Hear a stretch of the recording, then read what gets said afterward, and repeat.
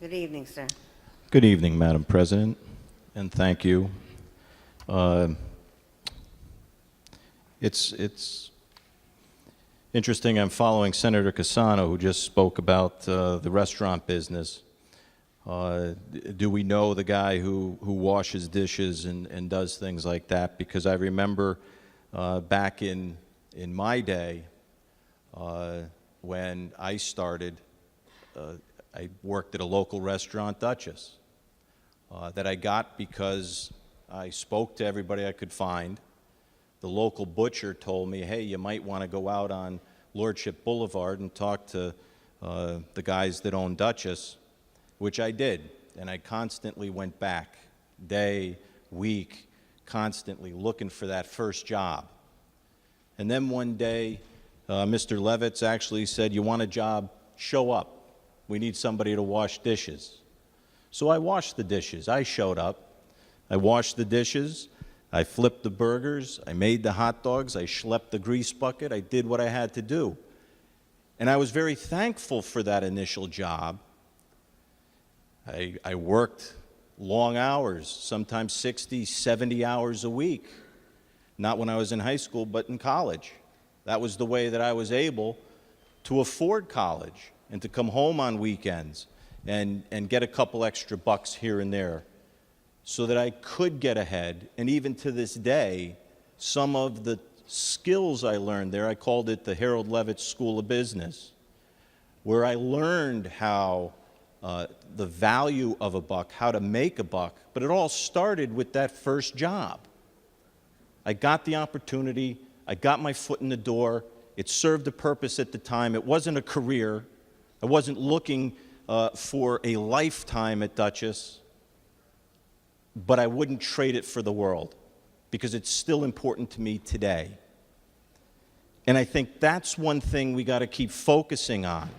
When we hear about fairness, fairness is also providing opportunity to people without work. Let's not look and lose focus that one of the biggest problems in Connecticut is that we haven't come out of the recession and that people in Connecticut don't have jobs and don't have work. We should be focused like a laser beam on getting people jobs, not looking at providing more benefits to those who have it. When I look at this bill, I see that we have a lot of things. We cover a lot of different areas. But one area that I'm looking at is Area 4. Well, let me back up. I hear a lot of people talk about weather, snow. How many times have we turned on, you picked the Weather Channel, the weatherman, and there's going to be a nor'easter tomorrow, or there's going to be a big snowstorm, and nothing happens? Or conversely, nothing's going to happen, and you wake up and there's 4 inches of snow, or if you're on the coast, an inch of ice, which is even worse. Governor's not coming in to say, hey, there's a snow emergency, but yet you can hardly walk to your car or even get it to drive it to work because that's dangerous. And if you have some peaks and valleys along the way between your house and your employer, it's even worse. But when we look at the definition here of employer, one of the things that strikes me is it includes executors of estate, conservators. And what if I were to employ a law firm that had more than 25 people? Do I fall subject to this as an employer? And if I'm the conservator of an individual and I need to bring in a care aide, what happens then? And what happens if the conserved person has a medical appointment, or worse, has to go to the hospital? And I don't find out about that because you don't plan to go to the hospital. You go to the hospital when there's an emergency. And just by the definition of emergency, it happens on emergent conditions. You don't telegraph you're having a heart attack. So what happens then? Well, here you're going to have to pay time, or, you're going to have to pay extra time to that person because you didn't have notice of what was going to happen. And the same thing holds true of nursing homes or residential care facilities. We know not the day or the hour that our Lord is going to call us home.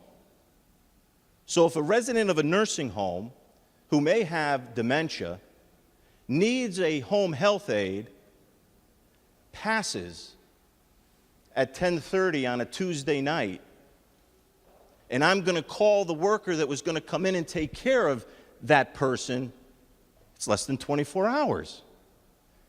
Why didn't the nursing home know that? According to this bill, they should. Like I say, you have death, hospitalization.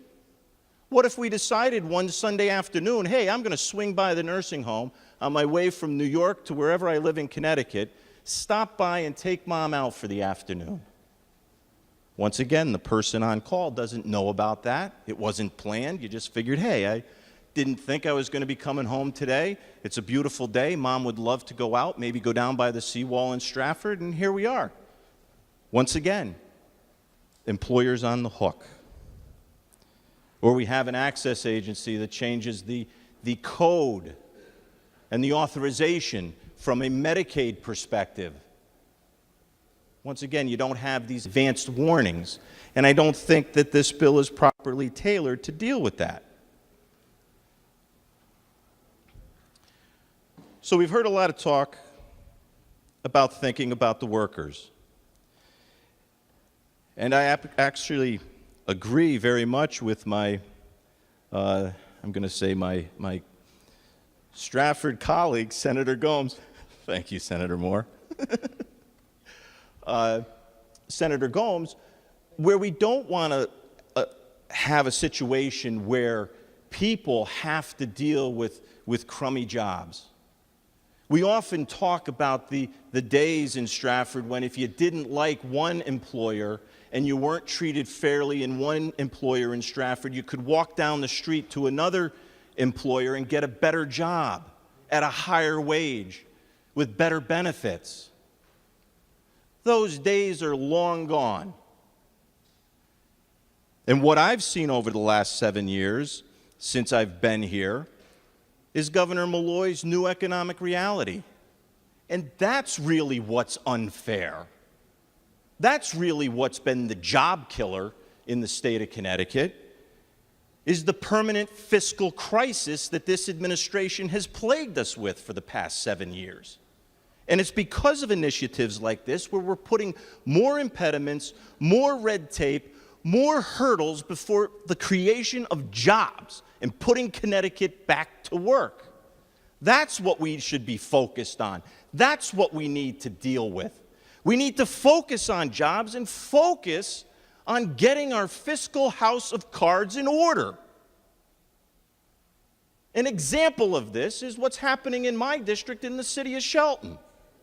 For the past 27 years, we've had the luxury and privilege of having a mayor who has adhered to strict fiscal, responsible budgets so that year over year, the rate of government and its growth and the cost are under control. Something I haven't seen here for 7 years. And what's the result of that? You have 25,000 people going on a daily basis to the city of Shelton to go to work, where the grand list is growing, where jobs are being created, and that the economy is strong, and this is all happening in the state of Connecticut.